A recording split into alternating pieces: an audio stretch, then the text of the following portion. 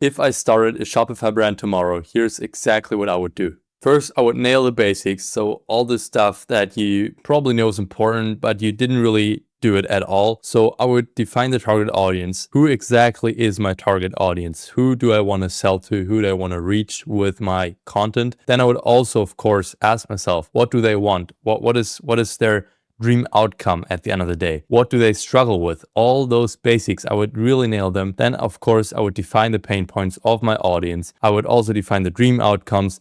And then you can see it. It's bold, it's underlined. It must be probably important. I don't really know.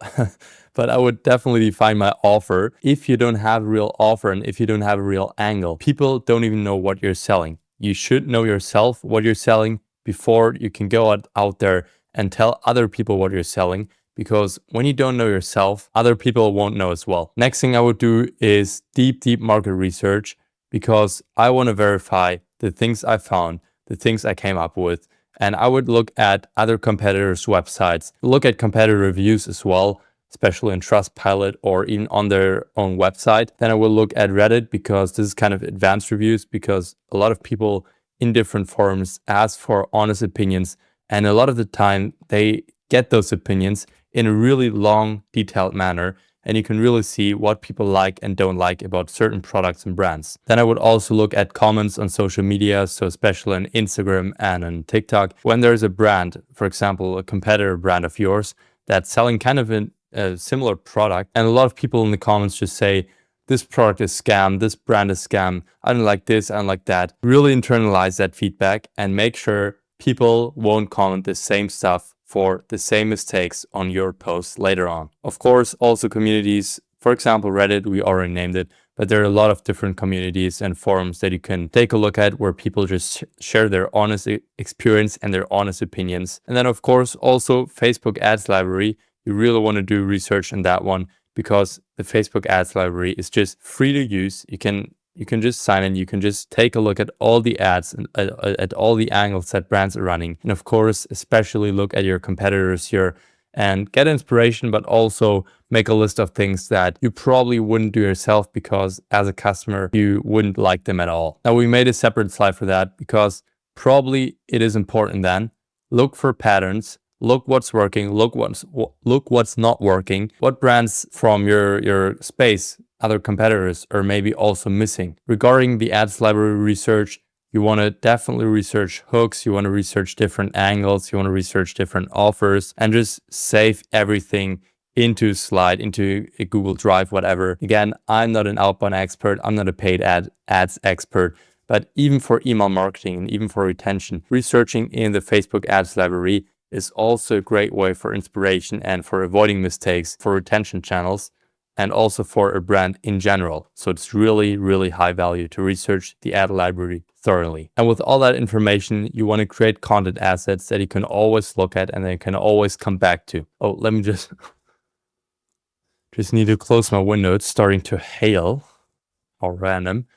Next thing. Professional photo shoot. I really think a professional photo shoot is super important. You want to shoot different things. For example, product photos, photos, lifestyle photos, UGC style photos, brand photos, all those different angles. You can also research photos from other brands, from other competitors, and you can then use for your own brand. For example, when you're researching your competitors and their photo assets, and you notice that you really like how a certain product is placed on the table with a certain light and certain elements on it, in a certain angle, whatever you like about it, add that to your personal assets and do that in the photo shoot as well. For the first photo shoot, you want to aim for at least 100 to 200 photos. And yes, I know it might get a bit expensive. Make sure you're not hiring the highest notch photograph in the world. Just make sure the photos look good, the photos look solid. And yes, you might want to take a bit of money in the hand for that. And you can use those photos for your website, for your ads, for email, for organic content. It just makes everything easier later. So I would definitely invest in a good photo shoot if I were to start a Shopify brand. Of course, next thing I would do, because otherwise it would just all be for nothing, I would definitely build a website. And you can see it right here. I would keep it simple. These are the pages that I would personally add, because it's just a minimum viable product.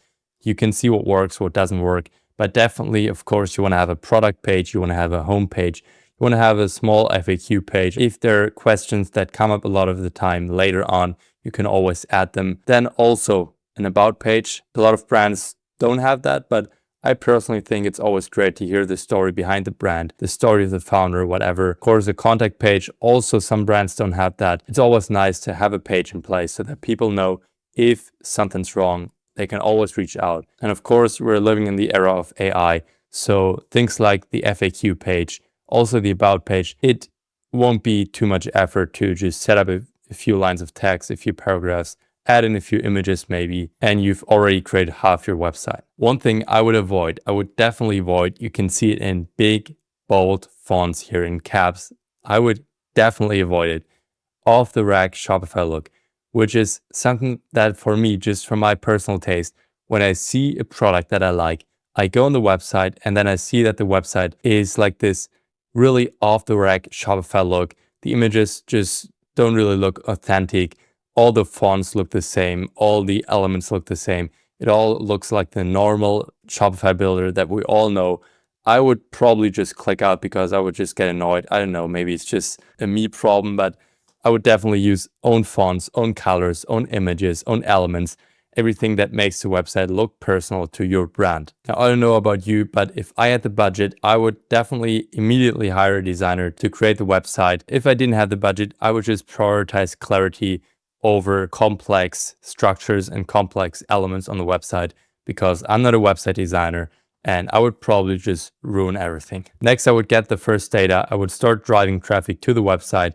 I would also focus on organic content, which is really important and a lot of brands neglect, but it can really pay off in the long term. And then, of course, if I had the budget, I would run paid ads. Now, for paid ads, especially if I were to just start out, I would test the angles first, test the offers, test the creative, and I would not scale yet. Again, I'm not an expert at paid ads, so if I had the budget, I would probably hire someone for paid ads as well. But from my experience with paid ads, I would just focus on testing everything first before we double down. By doing that, I could learn what gets clicks, what gets sales, what gets ignored, what works and what doesn't work at the end of the day, which is also kind of a good indication for other areas of your brand. Of course, if an angle doesn't work for paid ads, it might still work really great for email marketing or for SMS, but it gives a good direction, it gives a good indication of what people like to see and what people just don't like to see at all. Next thing I would do is nail the retention foundations. I already mentioned it in depth in one of my last videos, but it is really important because most brands just completely neglect it at first and then just set it up too late. First channel is email marketing. I would focus on the pop-up, on the core flows and the campaigns. Don't overcomplicate it, just nail the basics first. For the pop-up, it's a pretty simple two-step approach. I would just set up a simple pop-up that is easy to understand, that doesn't confuse the people visiting your website. And then I would just test the shit out of it. Does this image work? Or this image work? How does this angle work? How does this offer work? Should we do this copy, this color, that color?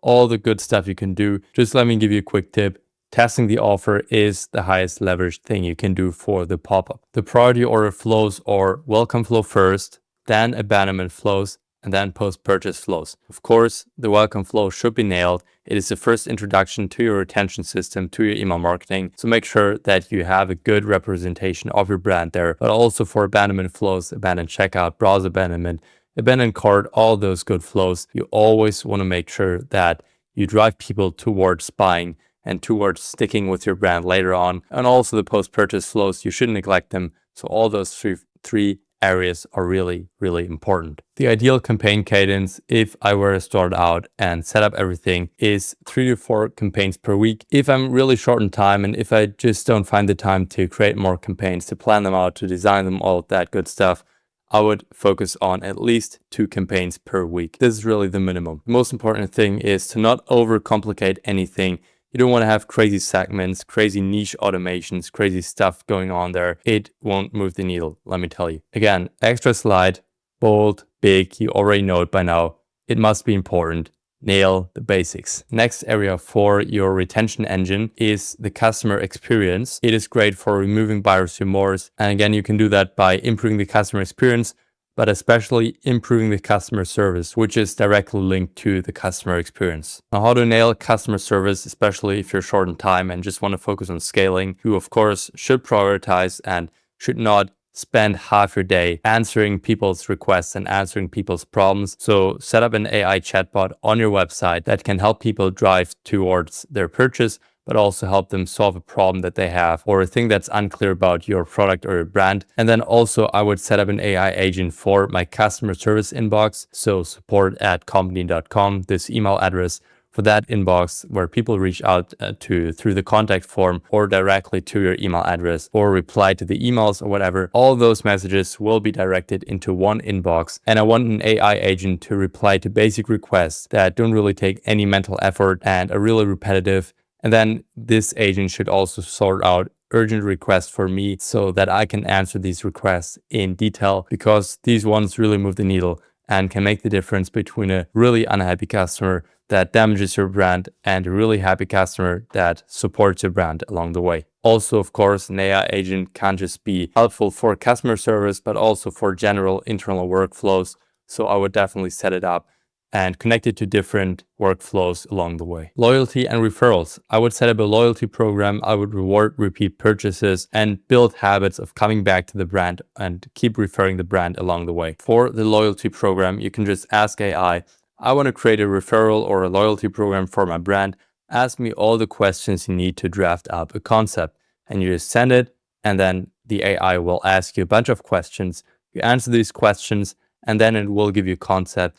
And together with AI, you can, of course, tweak that concept. You can change things, even if you have other ideas. You can ask AI for other ideas and really draft up a concept. Again, it can be a minimum viable product, and you just want to use this concept for your website, for your socials, in email campaigns. And I would really push it out to the people, because, when you have an idea, when you have a concept and you don't really know if it works or how it works, put it out to the people, you put it out to the market. And this is really the fastest way to get feedback. What works, what doesn't work, if it works at all. And from there, you can just tweak and improve. Now for outbound, I would post regularly on organic social media, which a lot of brands don't do, because I know it's the last thing probably you think about. But just a quick post, just a quick video about you in selfie mode, explaining something about your product, anything you can do. It pays off in the long run, and you want to focus on Instagram and TikTok. You can also reuse content. You can reuse specific videos, because these are different channels and you have different audiences there as well. Then depending on my budget, I would run paid ads, of course. And I would also hire small UGC creators to push my product to the people. And also I would give incentives for UGC content. Even people that are not UGC creators, that are just normal customers, I would incentivize them to leave a review, to leave a video review maybe even, or to post a video on their channel. Depending on how good the reward is, you can of course ask for more and more stuff. Paid ads, again, I'm not an expert, so this slide is really empty. Find winning angles and double down. After going through all this stuff by myself, I would then hire specialists in a priority order. Website design first, then ads, then organic social media, and then last one, retention. You might ask yourself, Leon, you are a retention expert.